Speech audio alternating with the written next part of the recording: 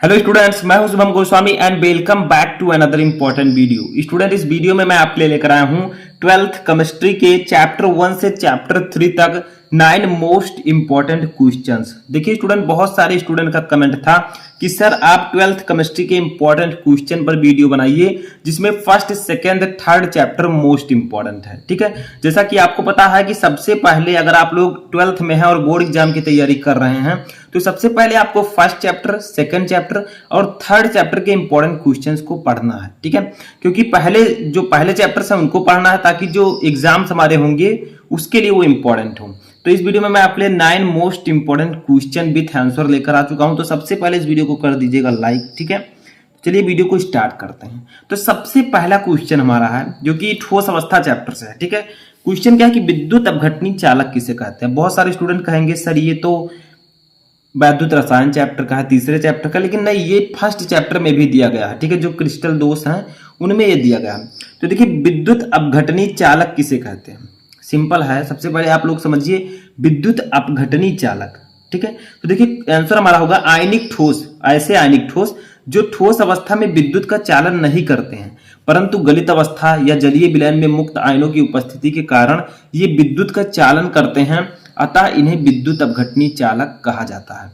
यानी कि जो आयनिक ठोस होते हैं उन्हीं को हम सिंपली विद्युत अपघटनी चालक कहते हैं, क्योंकि जब आयनिक ठोस अवस्था में होंगी, ठीक है, तो क्या होगा, वो विद्युत का चालन नहीं करेंगे, उनमें धारा का प्रवाह नहीं होगा। और जब उन्हें हम गला देंगे तो क्या होगा, उनके आयन, मुक्त आयन जो हैं वो एकदम से उसमें एकत्रित हो जाएंगे, वितरित हो जाएंगे, जिससे विद्युत का चालन होने लगेगा। इसी को हम कहते हैं विद्युत अपघटनी चालक। जैसे देखिए मान लीजिए आप लोग नमक देखे होंगे, खड़ा नमक, ठीक है, तो ठोस अवस्था में होता है तो उसमें विद्युत का चालन नहीं होता। जैसे ही हम उसे गलाएंगे तो नमक का सूत्र होता है NaCl। ठीक है, जब हम उसे पानी में डालेंगे तो इसका जलीय विलयन बनाएंगे तो Na+ आयन अलग हो जाएगा और Cl- आयन अलग हो जाएगा। ठीक है, तो क्या होगा, ये जो आयन है इनकी उपस्थिति के कारण जो होगा विद्युत का चालन होने लगेगा और इन्हें ही हम विद्युत अपघटनी चालक कहते हैं। ठीक है, समझ में आया। तो नेक्स्ट क्वेश्चन हमारा है, तो आपको पहला समझ में आ चुका होगा कि विद्युत अपघटनी चालक कौन होते हैं। यानी कि सिंपली हम आयनिक ठोस को ही विद्युत अपघटनी चालक कहते हैं, क्योंकि ठोस अवस्था में इनमें धारा का प्रवाह नहीं होता है और जैसे ही हम इन्हें गलाते हैं इनमें धारा का प्रवाह होने लगता है। ठीक है, अब देखिए सेकेंड हमारा क्वेश्चन है, नॉर्मलता एवं मोलरता में क्या संबंध है। यानी कि नॉर्मलता और मोलरता जो होती है इसमें क्या रिलेशन होता है, आपको फॉर्मूला बताना है। तो देखिए इसका फार्मूला होता है नॉर्मलता इक्वल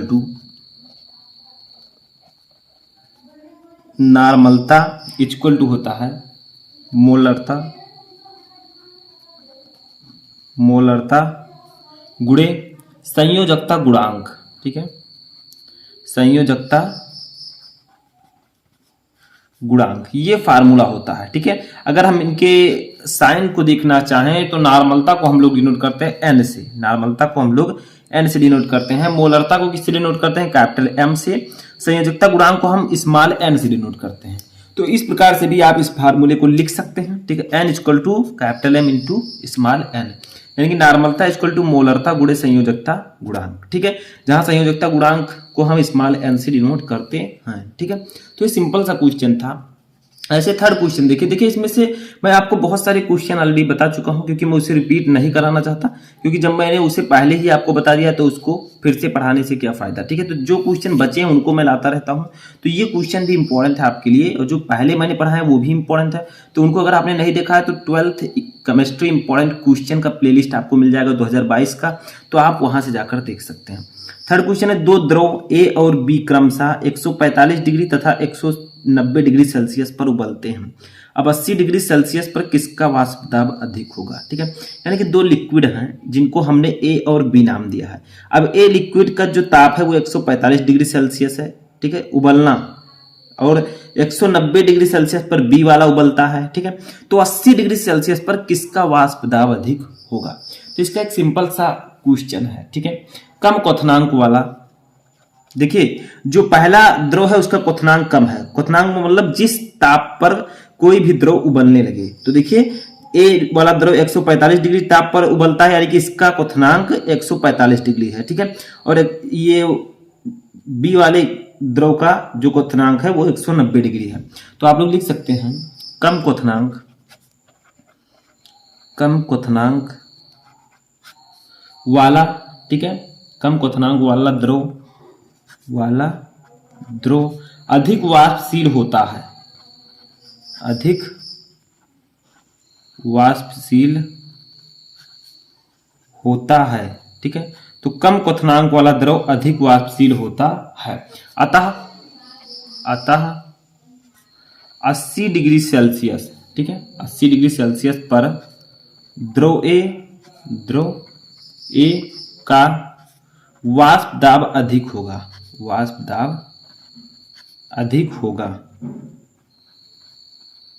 अधिक होगा, ठीक है। तो क्वेश्चन क्या था देखिए, दो द्रव हैं ए और बी। अब ए का क्वथनांक 145 डिग्री सेल्सियस है, बी का क्वथनांक 190 डिग्री सेल्सियस है, ठीक है। अब 80 डिग्री सेल्सियस पर किसका वाष्प दाब अधिक होगा? तो देखिए जो कम क्वथनांक वाला द्रव है वो अधिक वाष्पशील होता है। तो देखिए कम क्वथनांक वाला ए वाला द्रव है, तो अतः 80 डिग्री सेल्सियस पर द्रव ए का वाष्प दाब अधिक होगा, ठीक है। तो ए वाले द्रव का वाष्प दाब अधिक होगा। तो ये आपको समझना है। बहुत सारे बच्चे अभी समझ नहीं पा रहे होंगे, लेकिन ये आपको समझना होगा, तभी आगे आप लोग अच्छा मार्क ला सकते हैं। नेक्स्ट क्वेश्चन देखते हैं। अब फोर्थ क्वेश्चन जो हमारा है ये भी सेकंड चैप्टर से ही बिलोंग, ठीक है। परासरण क्रिया के दो उदाहरण लिखिए। देखिए परासरण, मैंने आपको बताया कि परासरण होता क्या है, परासरण दाब क्या होता है। तो देखिए परासरण क्रिया की दो उदाहरण बताइए, यानी कि जहां परासरण क्रिया लागू होती है। तो देखिए प्याज को पानी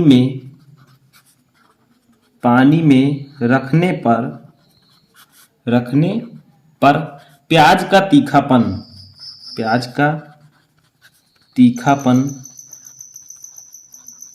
कम हो जाना, ठीक है, या कम होना। तो देखिए अगर आप लोग प्याज को पानी में रखते हैं तो प्याज का तीखापन कम हो जाता है, ठीक है। तो ये परासरण क्रिया का उदाहरण है, यानी कि जो प्याज के अंदर जो पाए जाते हैं पदार्थ वो क्या होते हैं, पानी में कुछ आ जाते हैं, जिससे प्याज का तीखापन क्या होता है, कम हो जाता है। परासरण क्रिया यहाँ पर लागू हो जाती है, ठीक है। सेकंड देखिए, सेकंड आपका उदाहरण है करेले को नमक के पानी में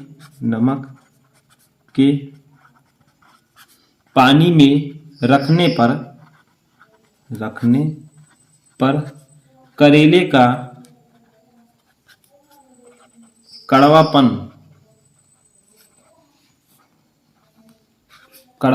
ठीक है, कम होना। यानी कि अगर आप लोग करेले को नमक के पानी में रख देंगे तो करेले का कड़वापन कम हो जाएगा। ये भी एक परासरण क्रिया का ही उदाहरण है। तो ये दोनों उदाहरण आप लोग याद रखिए, अगर पूछा जाएगा तो आप लोग आसानी से लिख देंगे। नेक्स्ट क्वेश्चन है, एक परासरण होता है, एक प्रतिलोम परासरण होता है। प्रतिलोम परासरण का मतलब उल्टा परासरण, ठीक है। तो प्रतिलोम परासरण हेतु अर्धपारगम झिल्ली में प्रयुक्त किसी पदार्थ का उदाहरण लिखिए। तो देखिए आपको पता है जो परासरण होता है वो अर्धपारगम झिल्ली द्वारा होता है, ठीक है। अब अर्धपारगम झिल्ली द्वारा होता है, तो अगर हम लोग प्रतिलोम परासरण कराना चाहें तो अर्धपारगम झिल्ली में जो पदार्थ प्रयुक्त करेंगे वो कौन सा होगा। यानी कि अगर हम लोग प्रतिलोम परासरण यानी कि परासरण का उल्टा काम कराना चाहें तो अर्धपारगम झिल्ली में कौन सा पदार्थ यूज करेंगे। तो देखिए इसका राइट आंसर आपका हो जाएगा सेलुलोज एसीटेट, ठीक है। क्या हो जाएगा, सेलुलोज एसीटेट, ये वाला पदार्थ हम यूज करेंगे, ठीक है। प्रतिलोम परासरण में हम अर्धपारगम झिल्ली में सेलुलोज एसीटेट पदार्थ रखेंगे, ठीक है, या यूज करेंगे। नेक्स्ट क्वेश्चन है, ये भी इंपॉर्टेंट है। देखिए क्या है, चालक पदार्थों को कितने भागों में बांटा गया है, ठीक है। अब ये भी क्वेश्चन आपके लिए बहुत ही इंपॉर्टेंट है, यानी कि जो चालक होते हैं, कंडक्टर्स होते हैं, उनको कितने भागों में बांटा गया है। तो आप लोग लिखिए चालक होते क्या हैं, जिनमें धारा का प्रवाह आसानी से होता है, ठीक है। तो चालक पदार्थों को दो भागों में विभाजित किया जाता है, दो भागों में विभाजित किया जाता है, ठीक है, किया जाता है। अब वो दोनों पार्ट्स कौन कौन से हैं, देखिए फर्स्ट है धात्विक या इलेक्ट्रॉनिक चालक, या आप लिख सकते हैं धात्विक चालक, ठीक है, धात्विक या इलेक्ट्रॉनिक चालक,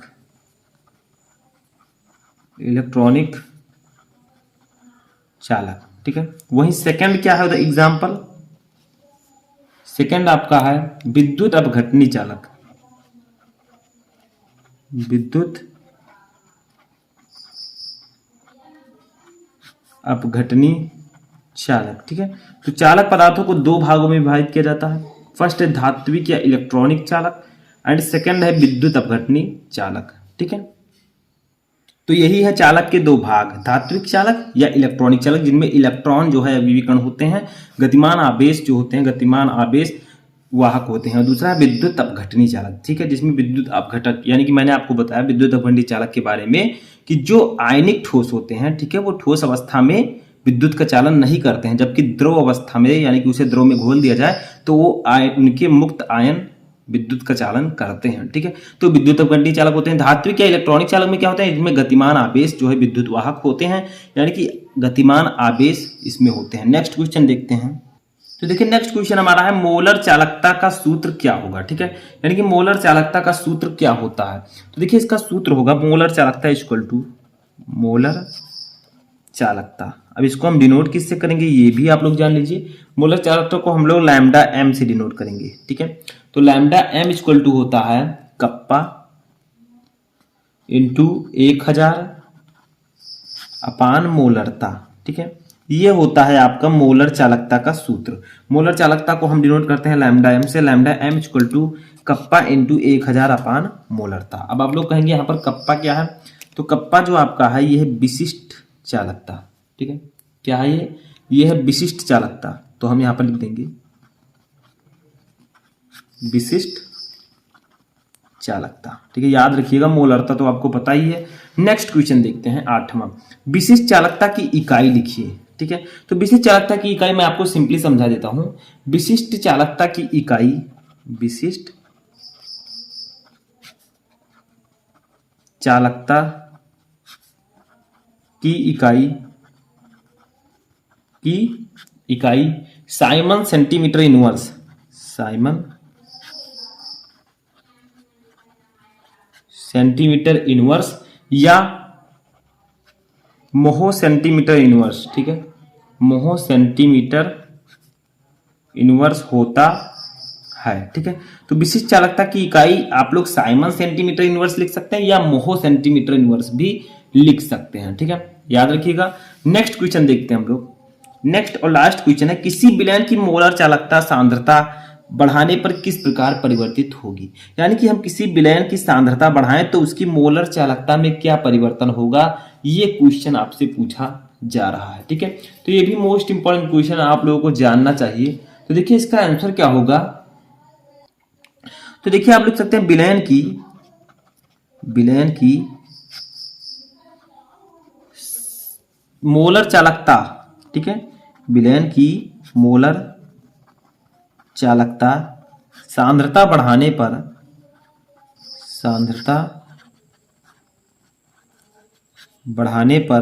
घट जाती है, ठीक है, घट जाती है, यानी कि विलयन की मोलर चालकता सांद्रता बढ़ाने पर घट जाती है, यानी कि अगर आप लोग विलयन की सांद्रता बढ़ाएंगे तो मोलर चालकता जो है वो घट जाएगी, ठीक है। तो याद रखिएगा कि किसी विलयन की मोलर चालकता सांद्रता बढ़ाने पर किस प्रकार परिवर्तित होगी, तो अगर हम लोग विलयन की सांद्रता बढ़ाते हैं तो विलयन की मोलर चालकता घट जाएगी, ठीक है, समझ में आया।